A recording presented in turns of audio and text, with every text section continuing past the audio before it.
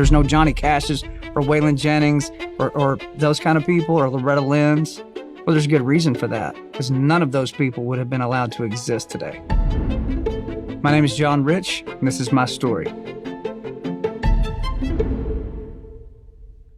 So I grew up in a town called Amarillo, Texas. So if you look at the state of Texas, go to the very top where it squares off like this. That's called the Panhandle of Texas. Were it not for Interstate 40 rolling through Amarillo, there would probably be no town there. It would just be more cows and more wheat fields. A lot of tough people out there, cowboys, oil workers, a lot of agriculture. I'm the oldest of 4 kids. So I have 2 younger sisters and then a baby brother. My dad was doing everything from, he was a night watchman at Amarillo National Bank. He was slopping hogs for the neighbor's hog farm next door, giving guitar lessons, selling used cars, mowing people's grass, detailing people's cars, literally anything he could think of to make sure we didn't go without, and we didn't go without. My dad is a preacher. My dad started preaching when he was about 19 years old, and he never preached in the big churches, so there was never any salary really attached to anything he was doing. My dad's more of a prison preacher. I never remember my dad without a guitar hanging around his neck. So he preached in little churches, or he'd preach in prisons, or he would preach in the streets, wherever he was at. And one of his big assets was he could pull a guitar out and start singing, because they might not want to hear him preach, but they wouldn't mind listening to him sing for a minute. And he knew that. So man, he would sing and wear it out. One of his extra jobs was to give guitar lessons there in Amarillo, Texas. When I was about 5 or 6, my dad goes, "You want to go with me to guitar lessons?" I'm like, "Sure, Dad." I mean, what kid doesn't want to tag along? I said, "Sure, Dad." So I go down there, and he's got this semicircle of probably 20 adults sitting there with their guitars. I sit down next to my dad, kind of behind him. He hands me this little tiny guitar. He goes, "Just try to follow along," and then he starts teaching. Well, I sat behind him, and I'm just doing what he's teaching them to do. And within about 2 or 3 months, I was out playing all of his students. My dad goes, "You're picking that up pretty quick." He goes, let's work on it a little bit more. And next thing you know, I'm playing pretty much everything my dad can play. Never dawned on me people make money playing music. Amarillo, Texas, come on, you better be able to herd cows, run a combine, something to have your career, not music. So being around that early on, it was a real binder between me and my dad, something we could do together, play music together, watch him do it in church, watch my dad write a song, spend a whole week, and hear him in his back bedroom working on this song and writing lyrics down. And then he would sing it to people on Sunday morning, and I said, I saw him write that, and then watch people respond to the song. I was like, that's like magic. How did he do that? He just took blank paper, and now people are singing the words back. It was very inspiring. I look at where I'm at today as a songwriter, and I think back of how I was struck by that my dad was able to write something, perform it, create something out of nothing, and see impact happen. My dad, my whole family, his parents, all the grandparents and uncles, it was instilled in us at a really early age that, hey, you live in America. And some of the old men said, yeah, and we were in World War II. Or he was he was here and he was there. And you learn those stories. They go, it doesn't matter where you start off, son. You can wind up no telling where. You just got to think big and work hard. You got to outwork everybody.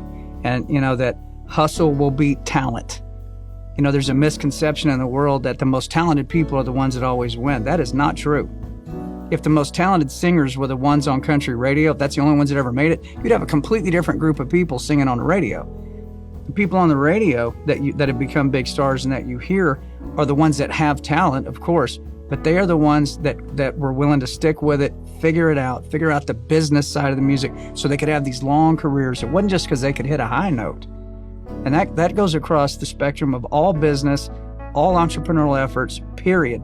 And so I was taught that early on. Hey, buddy, if you want to go get something, go get it. When I was in high school, I started singing a lot. I would enter, singing competitions and this and that. I got noticed by a couple of universities and actually had a couple of full rides to some really good schools. While this is going on, I auditioned for this big theme park that used to be in Nashville called Opryland, USA. They had all these live music shows in the park.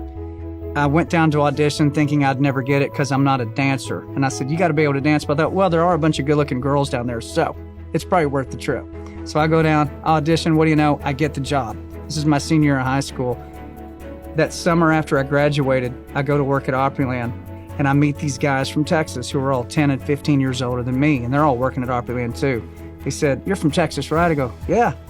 We're putting a little band together, and would you want to be in the band? You play a little bass? I said, I play barely, but yeah, I play a little bit of bass. They said, well, let's meet this weekend. We'll have a rehearsal, and if it goes well, maybe we'll play a couple of shows. I said, sounds good. We did a little showcase, and next thing you know, we've got 200 dates on the books. But I said, how much money am I going to make if I do all these dates? He goes, man, you'll probably make like $400 a week. I went, what? Couldn't believe it. Like, that's so much money. So I said, you know what? I'm going to push college off for a year, go travel with these guys. My mother said, well, you'll never amount to a hill of beans if you don't go to college. And I said, well, a hill of beans is not what I intend on amounting to. What a smart aleck answer, right? But that was my attitude. Like, I'm going for it. I'm going for it. These guys made me an offer. I love playing music more than anything. How do I get on the Grand Ole Opry? This is probably a better route. And sure enough, that band went on to become the band Lone Star, which we sold 6 million records while I was in that band. That's where I wrote my first #1 songs and really cut my teeth on country music.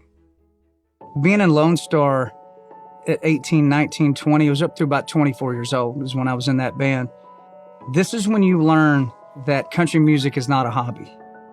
If you want to have a career in that, buddy, you better get ready.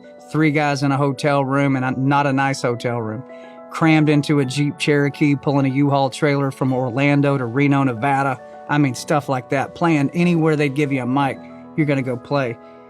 So you learn what it means to really go out and grind for something, and there's no guarantee you're ever going to get it. You know, how does all this work? The business of music on a small level, but still the business of music.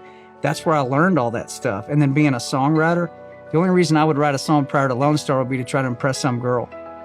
But you get into Lone Star, you got a record deal now, and they're like, guys, you're going to cut a record. You should probably write some songs. And that's where I started getting a lot better at writing songs. My first #1 was called Come Crying to Me, which came out. We sold 2 or 3 million records on that one. And man, that's when I said, you know what? I like the songwriting thing. That's the most powerful things in the world to me is blank paper and a pencil. Nobody can tell you what you can put on it. The Declaration of Independence started out as blank paper, and somebody had to put a pen to it. The pages of the Bible. We can go on and on and on. Pretty much all the great things that ever impacted the world in general started out with somebody with a thought or a feeling, a writing instrument, and something to write on. So songwriting to me is kind of like that. It's a blast, but it's also very powerful. And it has pulled me out of a lot of ditches throughout my career. Part of the equation of succeeding at something is you're going to fail a lot, getting up to the point where you're an expert at it or you're a pro at it. And so the question is, how do you deal with failure? Because you're going to get it. If you're not failing, then you're not trying. We all know that old phrase. It's very true. For me, when Lone Star fires me, they go off and put the biggest song out in the decade. I lose my solo deal. I'm damaged goods.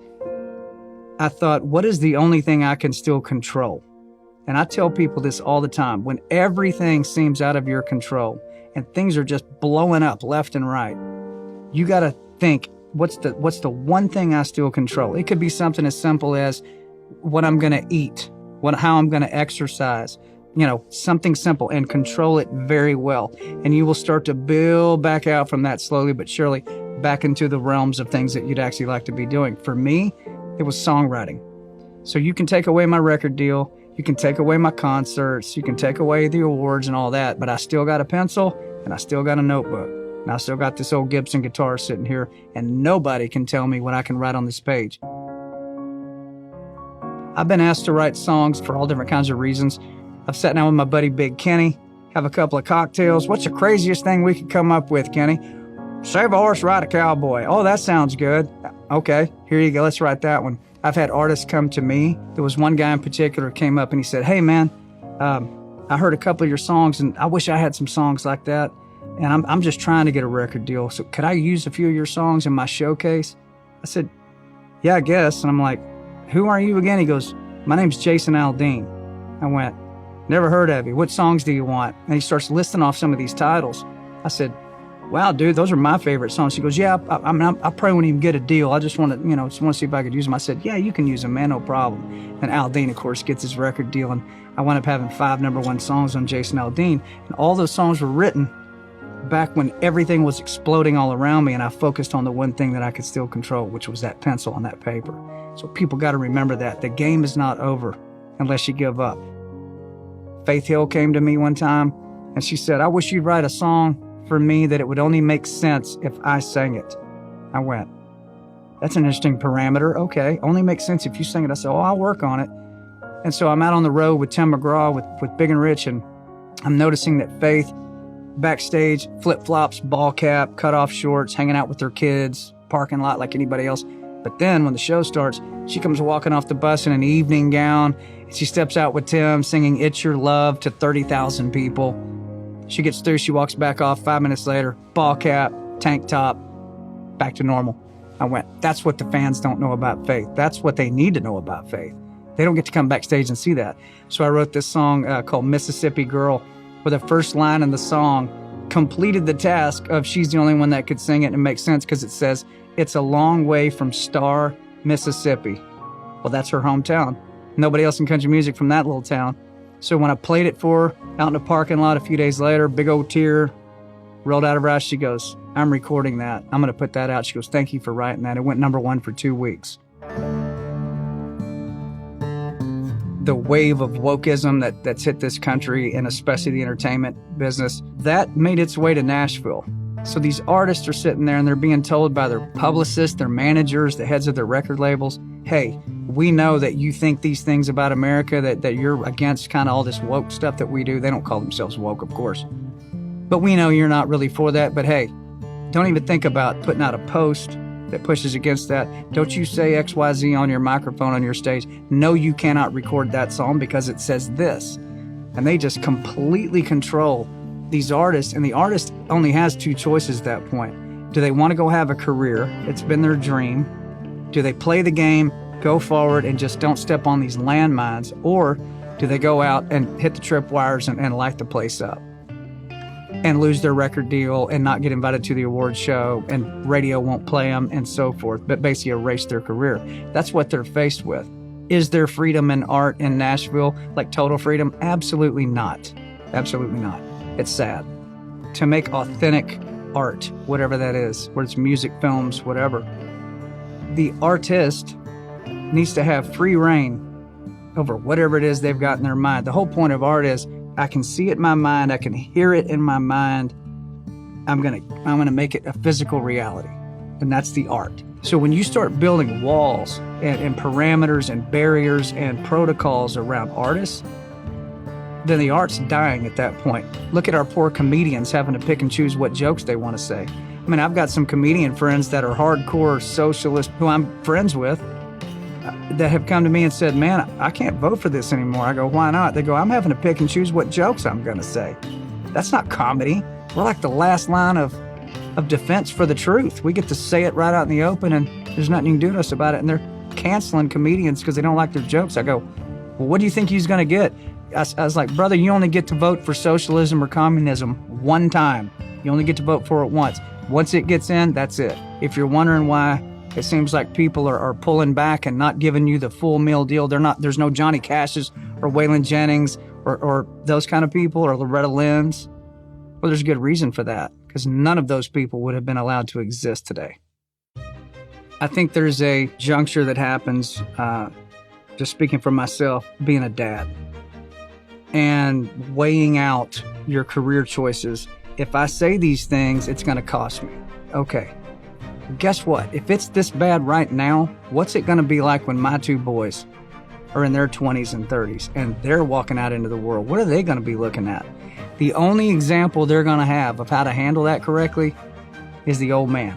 America has had such an impact in the world because it gave its people not the right to be happy, the right to pursue happiness, the right to exhaust your potential. The thing I love the most about this country is I wake up every day and I go, as long as I'm still breathing, the game ain't over. Hey folks, I hope you really enjoyed watching this video. To keep PragerU videos free, consider making a tax-deductible donation. God bless.